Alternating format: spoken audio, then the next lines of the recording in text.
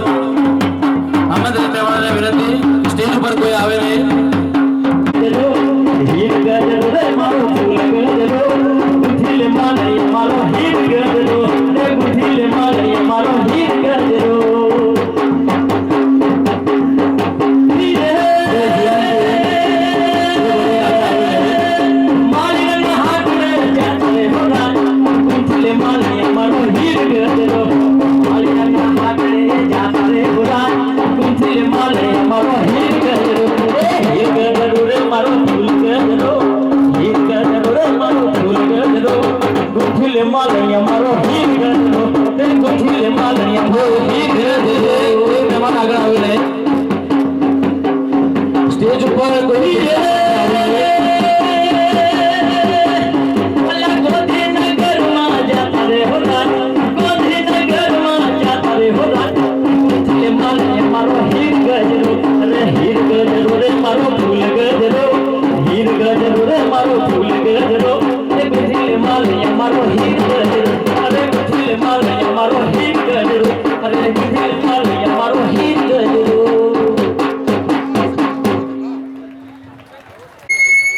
મિત્રો અહીંયાથી ઘણા બધા મિત્રો પૈસા આપવા માટે આવે છે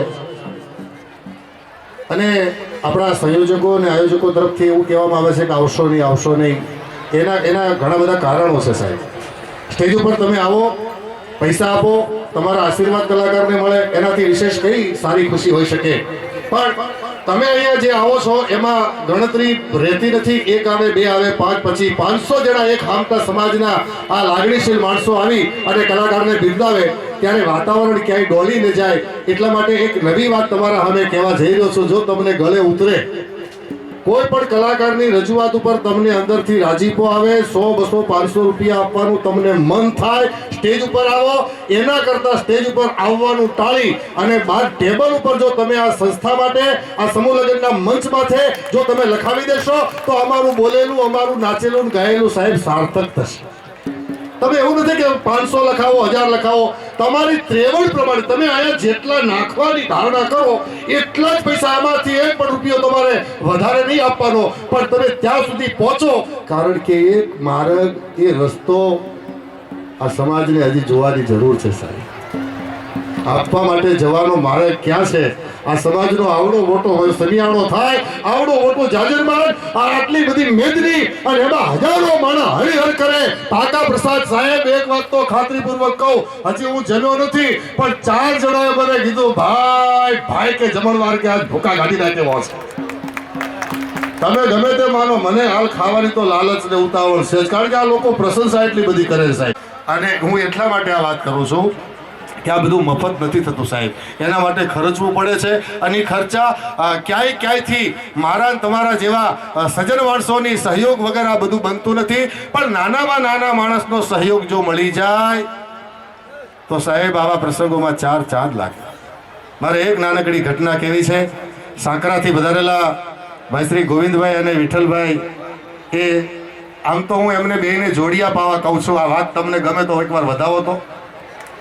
આ જોડિયા પાવા 2 જણા શરણાઈ એવી જબરજસ્ત બજાવે છે અને આજે તો જોડીમાં વગાડવાના છે. હા, બોલો સાહેબ. બહુ સરસ દાન ભેટ માટેનું કાઉન્ટર આપણા ગજાનંદ ગણપતિ બાપાની મૂર્તિની પાછળ રાખેલ છે. દાન ભેટનું કાઉન્ટર અહીંયા સામે ગજાનંદ ગણપતિ બાપાની મૂર્તિની બાજુમાં રાખેલ છે. બોલો બોલો. રમેશ પરમાર મજુમરા અમારું ખૂબ અભિનંદન આપે રાતે આપણા ઘરે હતા આપણે દાન આપજો રમેશ પરમાર મજુમરા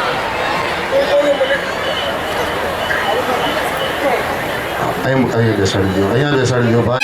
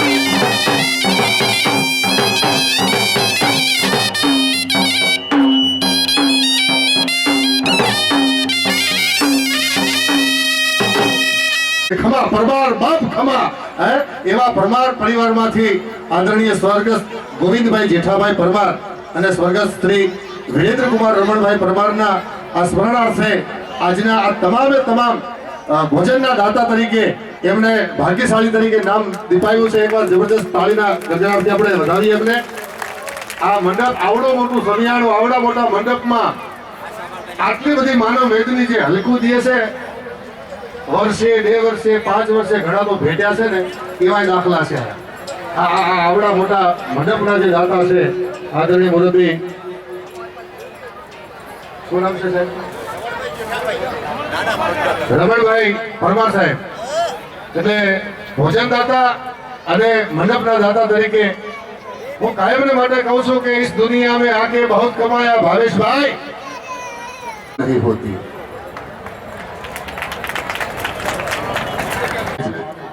વઢિયાર નો વંકો એક પણ આવીને કલાકાર આયા એક ખાલી દુહો બોલે એટલે આખી મેદનીને હલબલાવી નાખે એવો વઢિયારી સૂર હજી તો ભલા માણા બનીને હરખો થાય છે. બરો નાના મોટા પ્રોગ્રામ કરીને જો કે અવાજ બેસી ગયેલો છે અને સમાજમાં ગાવું એટલે સ્ટેજ ઉપર ગાવું વગાડવું તો એકદમ જો કે એવું કહેવાય કે ઈઝી કહેવાય, પણ આવા સમાજની અંદર જ્યારે સ્ટેજ પર ઊભું રહેવું ને એ મોટી અમૂલ્ય તક હોય. ત્યારે કેવું રહે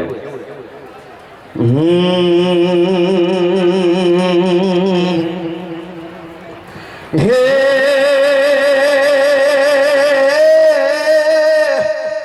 જોને જબસો રજાજો રૂડો જાગણે રે આ જોને જબસો રજાજો રૂડો જાગણે અને મારી બારોટ સમાજની ડેલીની માય હે